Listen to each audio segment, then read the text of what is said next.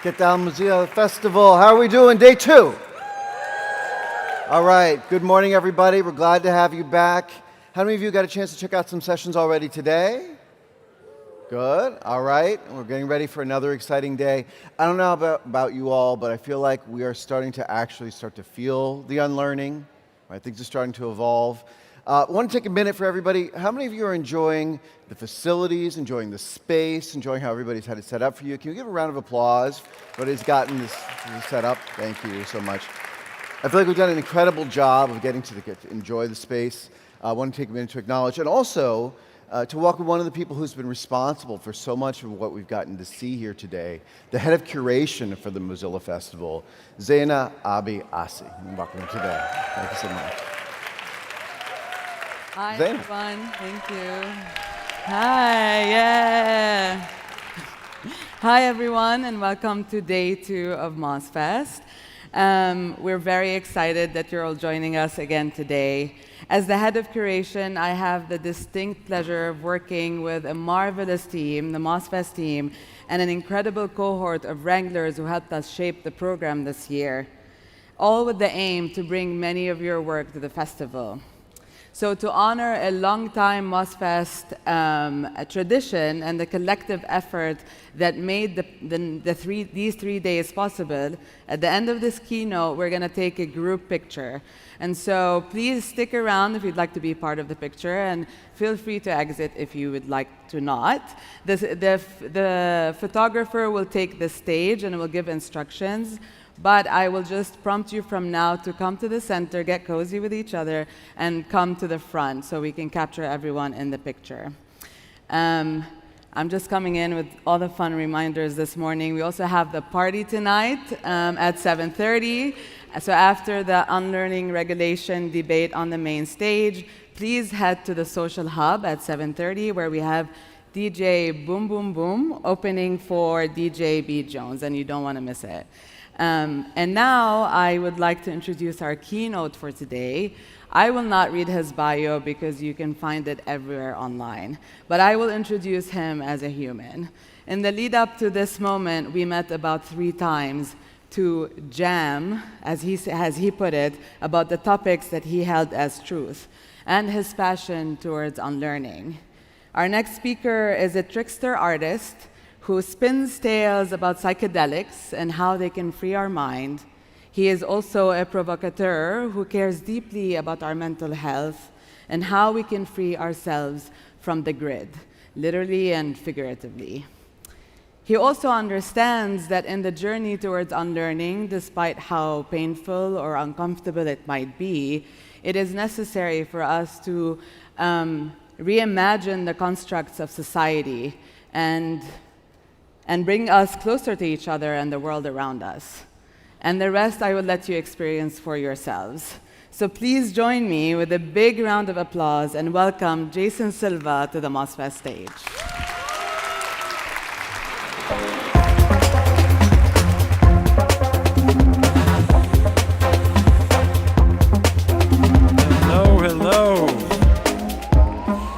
Buenos dias, Barcelona. Very good day to everybody. How's it going today? Much appreciate you guys coming, and thank you to the Mozilla Foundation for inviting me to share some inspiration this morning. My name is Jason Silva. I was born in Caracas, Venezuela, and I'm immensely passionate about the theme of unlearning.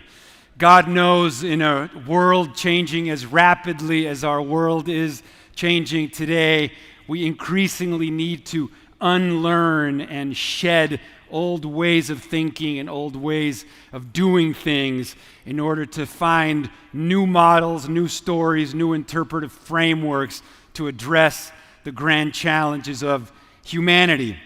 So my presentation today will be a bit of a show and tell. I will walk you through my own journey of unlearning and how it has shaped my work and my career.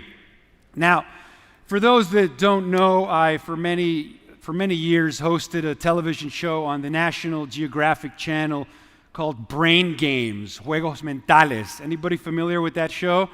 on Nat Geo? Cool. So that television show was all about the ways in which the brain perceives and often misperceives reality. And you could argue that that was the precursor for today's theme of unlearning. We took audiences on a series of experiences that showed them how to unlearn their mental models of reality in order to see the world with a beginner's mind and increase their cognitive flexibility and their creativity.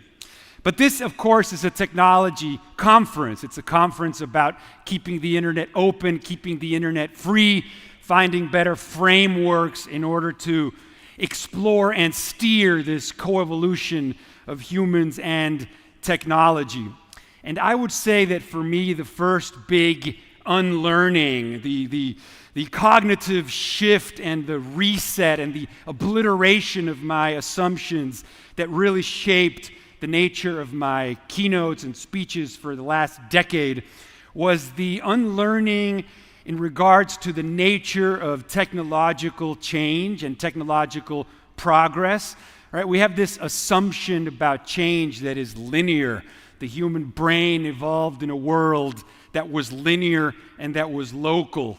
And for me, the first unlearning was realizing that we don't live in a world that's linear and local, but that we live in a world that is global and exponential, and that we have a world in which technology evolves at an exponential rate, continuously disrupting our intuitions and our assumptions about change over time.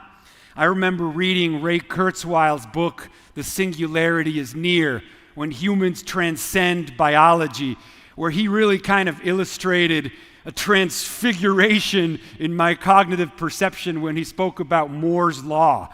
Talk about unlearning, which is, again, the fact that technological progress, which is an extension of human will and human creativity, advances at an exponential rate.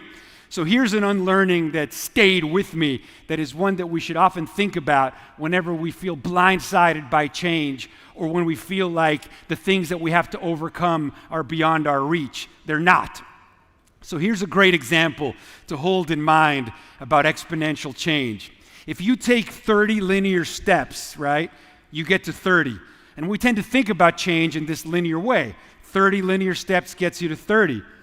But if you take the same amount of steps exponentially, right, in a world powered by exponential technologies, in the same 30 steps you get to 1 billion. Talk about an unlearning. That's why the smartphone in our pockets today is 1 million times cheaper, 1 million times smaller, and 1,000 times more powerful than what used to be a $60 million supercomputer that was half a building in size 40 years ago, right? So the supercomputers in our pockets are 1 million times cheaper, 1 million times smaller, and 1,000 times more powerful than the supercomputers of yesterday.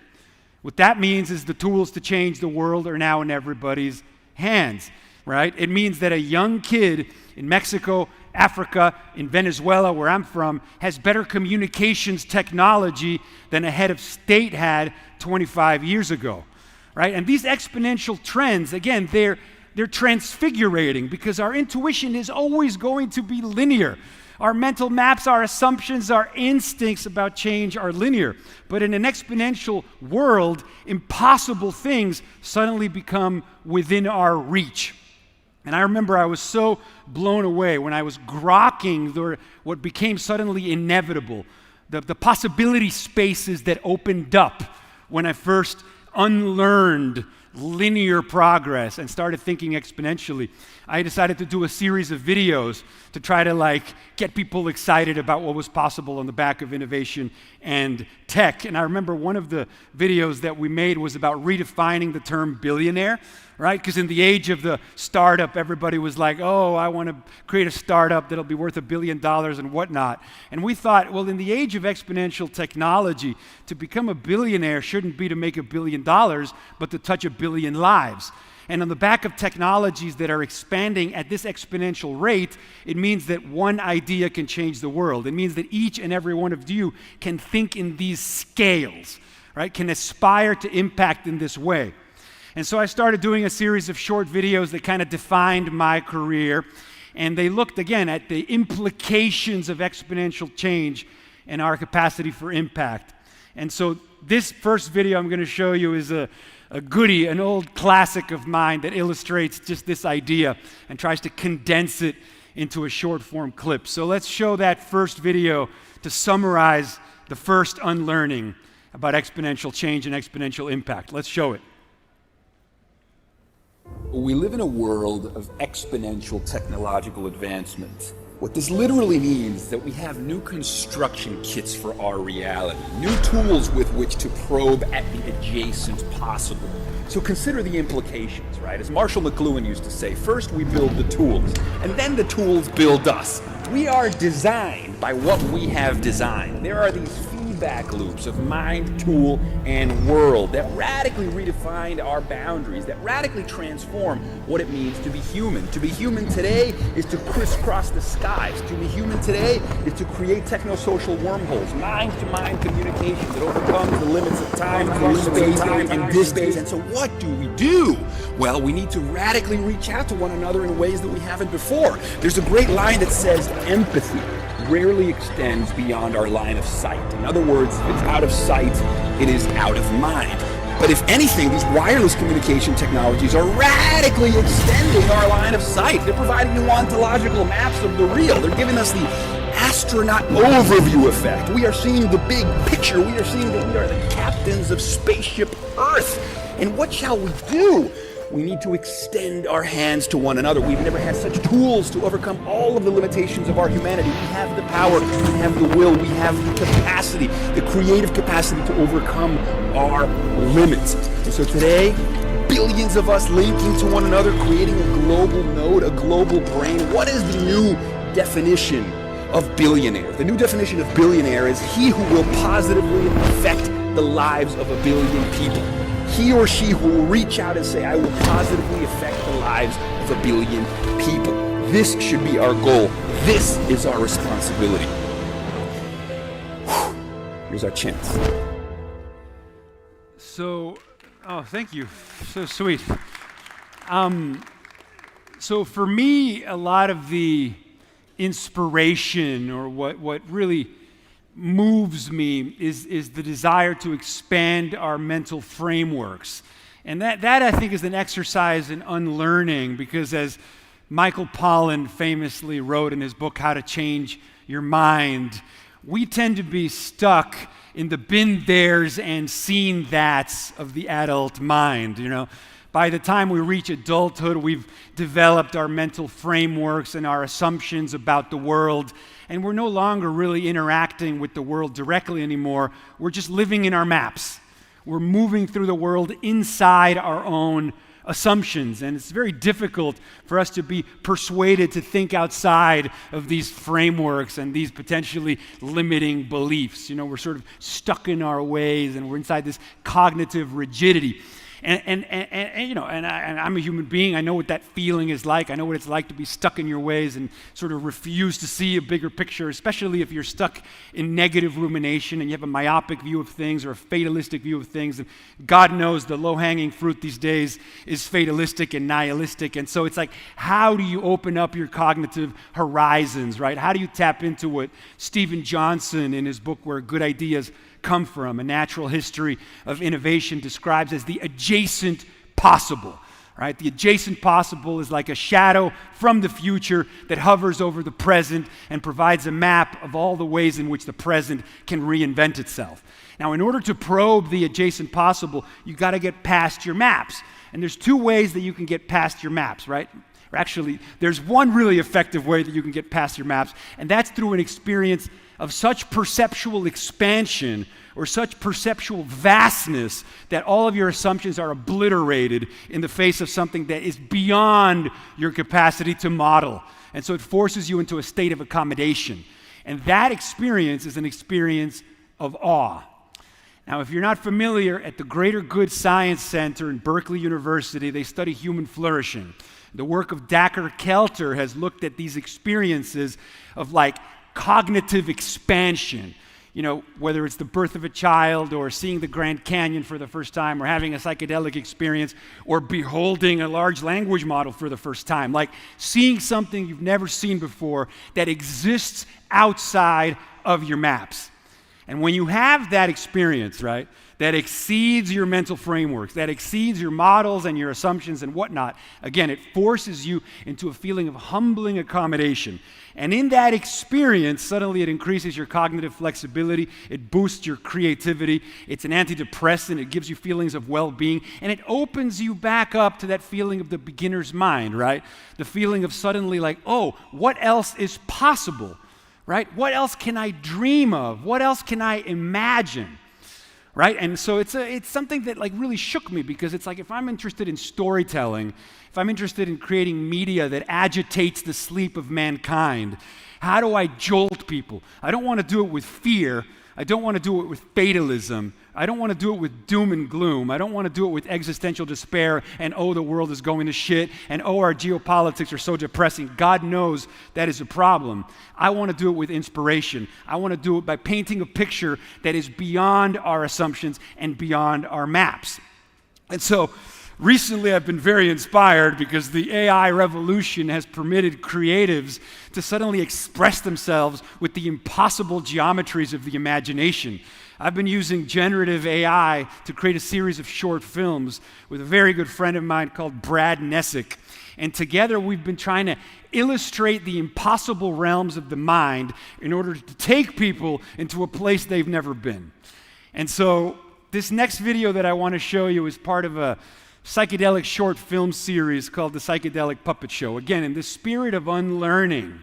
And for this particular film, we're going to take you to Burning Man, which is perhaps the modern secular temple of unlearning, where 70,000 people go to the middle of the desert to inhabit their own mythopoetic subconscious with 70,000 other souls and unlearn together at scale. Now, people often say what happens in Burning Man cannot be explained. You have to go there to know there. How do you model and map the dream logic, the inner logic of an event that's so transformative, so surrealistic, so beautifully and deliciously absurd, a place where so many people unlearn? How do you take that and show it to somebody outside the festival? And that was the challenge behind this next video.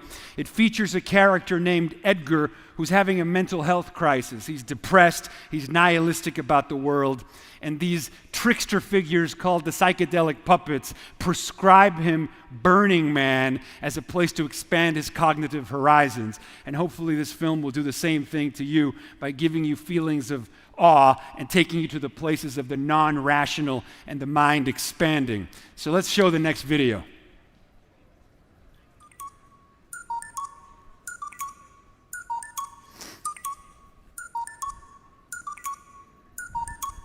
Confidential psychiatric report. Patient, Edgar. Bureau of Impulse Liberation. Session notes. Emergency intervention. Following an extended period of relative alignment, patient Edgar has relapsed. Symptoms presented include solar plexus twitching, low-grade dread, time anxiety, and unsolicited weeping while folding laundry. The patient has reabsorbed cultural constructs with tragically little resistance and was spending his days doom-scrolling on Twitter while suffering from chronic insomnia. The pathology has grown insidious. Emergency intervention required. Enter Operation Burning Man, a convulsive electroshock therapy of the soul. Wearing nothing but a tutu and some glitter, patient was helicopter dropped into the mythic navel of Nevada's Black Rock Desert, an interdimensional threshold where ontology goes topless and logic burns in effigy. For 7 days, Edgar's egoic crust was exfoliated by wind, dust, nudity, and 3 a.m. techno-dirges. He adopted the playa name Moisturizer, donned a neon monk robe, and began co-constructing a 50-foot shrine to lost dreams. One morning, while urinating near a sentient trash panda installation, he had an unsolicited sobbing breakthrough. The puppets observed from the shadows, satisfied. The playa operated as a mythopoetic surgery theatre of the absurd. each art piece a sacred scalpel. Edgar danced under a 40-foot animatronic owl that whispered his childhood fears in Esperanto. He was baptized in a misting dome named the Womb of Unknowing. He climbed a spiral tower of kitchen timers, each ringing at random, until temporal logic collapsed and he cried out, "Time is a hoax." Key encounters included a giant seesaw operated by philosophers and strange psychedelic puppets, a phone booth that only connected to his ex-girlfriend's subconscious, an inflatable cathedral shaped like Freud's head, where worship was conducted via interpretive dance. By day 5, Edgar was giggling without cause. By day 6, he had married a cactus in a ceremony officiated by a puppet bishop named Pastor Whoops. By day 7, he had become light. Concluding notes. Burning Man functions as a liturgical deprogramming ritual. It is a demolition derby of internalized norms. It weaponizes absurdity, aesthetic overwhelm, and mythic theater to perform radical exorcism of the default world. It is not a vacation. It is sacred psychocomedy. It violates expectation with devotional glee until psychic elasticity is restored. Recommended ongoing treatment. Weekly ecstatic dance. Quarterly exposure to liminal zones. Carnivals, surrealist film festivals, bathhouses of ambiguity. Status: patient re-enchanted, for now. Pretty wild visuals, right? Now again, the idea here is to reset the brain, right? To like unlearn what's normal, to unlearn what connection is, to unlearn what creativity is, to unlearn the rules of the default mode, unlearn the matrix, unlearn our habits, put us into a place of virginal noticing and the beginner's mind. And I want to talk a little bit now about the mental health crisis, because as Edward O. Wilson said, we have Paleolithic brains, medieval laws, and godlike technology. And I think this is one of the problems that we're facing increasingly, because the power of gods requires the wisdom of gods. As Stuart Brand said, we are as gods and might as well get good at it. So as inspired as I am by exponential technologies, by the idea that everything is becoming an information technology, by the idea that biology is going to become an information technology, like the universe is at our fingertips increasingly. But technologies extend our capacities for better or worse. And so unless we acquire the wisdom, the compassion, the empathy that these technologies deserve to be oriented with, then we're going to go straight to hell. And the mental health crisis is an indication of the work that still needs to be done, which is why I also have a passion for psychedelic transformation, right? Right now, more people, according to the World Health Organization, more people die by suicide than from natural disasters and armed conflict combined, right? And so people are taking their own lives, right? We live in a world with so much opportunity for transformation, impact, collaboration, creativity at scale across the planet. Like so much potential exists. And yet people are living in a reality tunnel in which they decide they prefer to take their life than face whatever challenges have to be faced head on. What do we need to do? How do we get people outside their rumination? All the diseases of despair, as they call them, whether it's anxiety, depression, trauma, PTSD, they're all characterized by the same thing: fixed learning models in the brain, right? We're stuck in these ruts, this excessive rumination, the same story looping on the story over and over again. And as it turns out, psychedelics, as technologies of intervention, they shake the snow globe. They get us outside our frameworks, outside our maps, outside of our assumptions. Like the experiences of awe, they permit us to get a multi-perspectival take on things, to look at things outside of our biases. And it's such an important thing, you know? And so how do we talk about psychedelic experience? How do we talk about healing our fractures? How do we talk about weeping together? How do we talk about walking each other home? Like all of the beautiful things that need to happen, the collective effervescence that needs to happen, the way people connect at concerts or when they see great art or when they behold sacred architecture, the things that suddenly give us a glimpse of our transcendent capacities, you know? That's the state of consciousness that we need to be in. We need to unlearn our biases so that we can get to a place where suddenly anything seems possible. And this next film is like a pre-flight training video or a pre-flight safety video for a journey of mind expansion, also done with AI. So again, where psyche and consciousness meets technology. Please show the next video. All aboard Edgar Airlines. Good evening, passengers. You are now boarding Flight 888 to the mythopoetic subconscious, a round-trip voyage through the inner atmosphere of symbol and soul. Your pilot is Captain Edgar's, licensed facilitator of altered state aviation. Chief cabin attendant is Mervyn, a puppet, a grief whisperer, FAA certified in ego disintegration. Please direct your attention to the following safety protocol. All unresolved traumas must be stored in the overhead bin.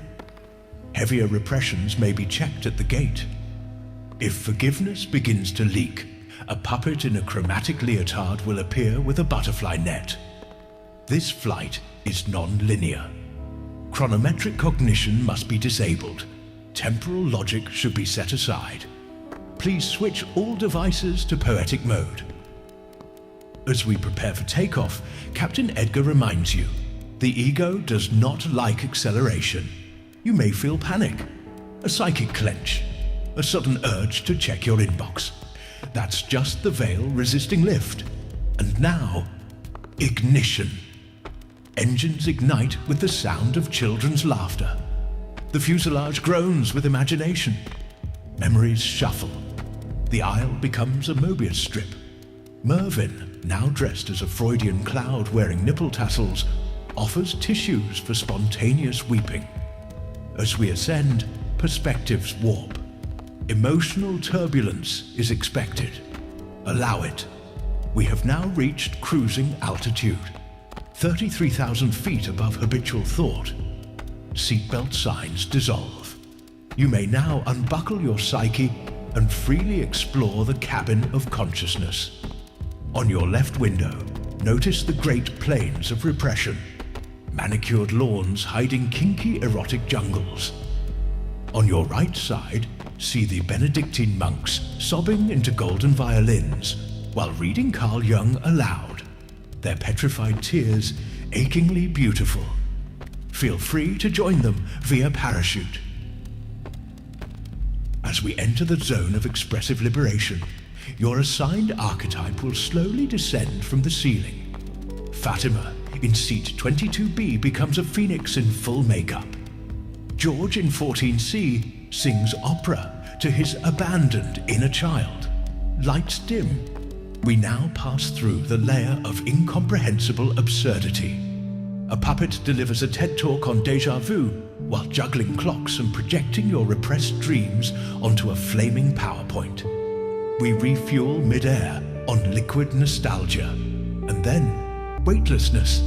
Time folds like warm origami. Passengers rise from their seats, not with effort, but with forgiveness. Mervyn floats by, weeping into a chalice filled with old love letters. Captain Edgar removes his aviators, his eyes filled with starlight and holy regret. A businessman in 5C forgives his parents and sobs uncontrollably while hugging a psychedelic puppet. Laughter and weeping become indistinguishable. All contradictions dissolve into strange geometries and radiant splendor. The aircraft becomes translucent. You can see the sky inside each other. No one claps, but everyone understands. Descent begins. Identities recongeal. Dream logic integrates. please return your psyche to the upright position. We land definitely not where we began. Thank you for flying Flight 888. Until next time, stay slightly unfastened. So thank you very much for indulging me in this journey of unlearning. As you may notice, I use surrealism and absurdity as part of the creative process. Me and my friend Brad, we consider ourselves tricksters in that sometimes to expand your mind, you have to kind of fracture. I recently wrote a book called Sacred Derangement, which takes inspiration from the French surrealists who felt that to be more creative, you have to systematically derange the senses, fracture in order to reveal, distort in order to heighten coherence. So I hope that that was effective and it touched you, and I think we're going to do a brief Q&A now for a few minutes. So if you have any questions, you can hit up the mic. And thank you so much, guys. Thank you. Gracias.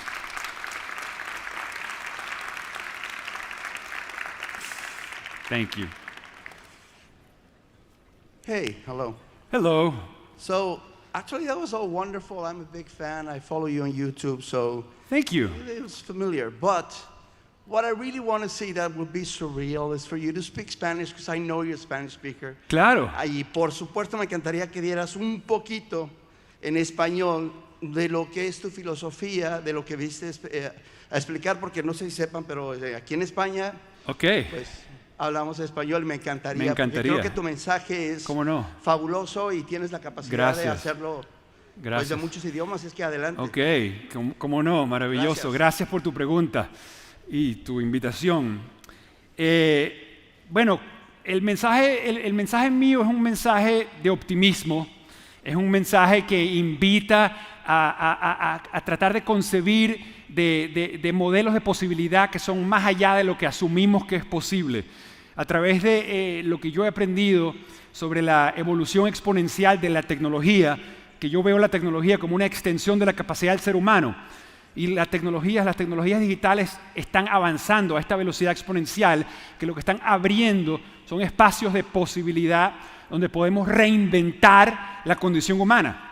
O sea, lo que es el transhumanismo, lo que es el futuro de la biotecnología, lo que es el futuro de la inteligencia artificial, para mí lo veo como el potencial para finally address the challenges of humanity. O sea, todo lo que vemos como imposible de sobreponer se hace posible. Y obviamente lo veo con optimismo, porque quiero darle a la gente una sensación de que es posible y de que sí podemos, y que sea como un antítesis del cinismo y el fatalismo que muchas veces infecta a las personas a través del mundo. So a little brief answer in Spanish. There you go. Any other? Gracias. Any other questions? Microphone over there. Not so much? Oh yeah, we see somebody there. Okay, good.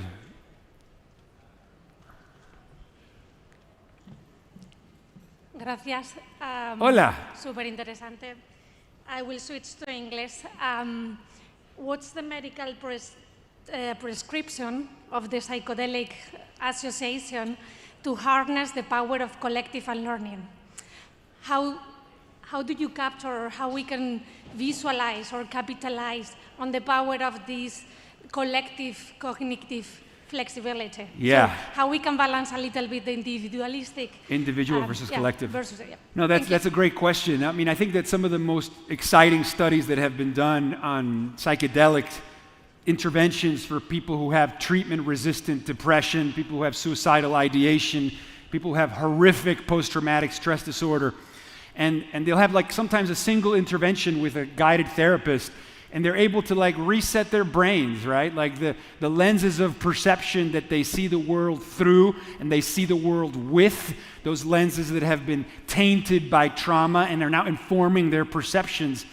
Psychedelic experiences seem to allow us to see our own lenses, right? They detach us enough to suddenly see, oh, maybe this lens of perception that has been warping my worldview doesn't serve me anymore. And it's been incredibly successful, more successful than traditional medicine. But this is happening, per her question, in individual guided sessions. And I think what she's asking is how to create collective experiences of healing where all of us together have a radical shift in consciousness. And I think this technology is an ancient one. When people gather together in sacred buildings, sacred rituals, concerts, cinema, theater. I mean, I think a great film watched with an audience in a cinema can transform all of us silently in the dark. I think concerts, the Grateful Dead famously said, people holding hand in hand while the music played the band. These are experiences where there's this alignment and everybody is carried by a higher fidelity signal that glimpses what's possible when we dissolve our sense of separateness in these temples of fragmentation in a form of electronic Buddhism, where all of a sudden we become one. So I think more of these experiences where we can be together in a sort of planetarium-like environment and experience the overview effect and see the other as ourselves, like the African saying, Ubuntu, I am because you are. And I think we need to make more, I guess you could call them secular transcendent gatherings, non-denominational places where we come to create experiences where we can dissolve together ecstatically. So that's what I would say. And thank you for your question, and I think we have about 4 minutes left. If anybody's got a question, I would love to hear it. Hello. You want to speak up because the mics are there, but you otherwise just speak up? Okay.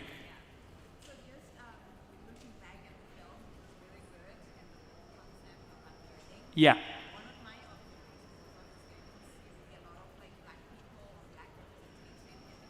Yeah.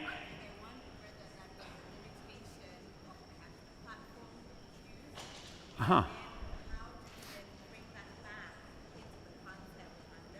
Yeah.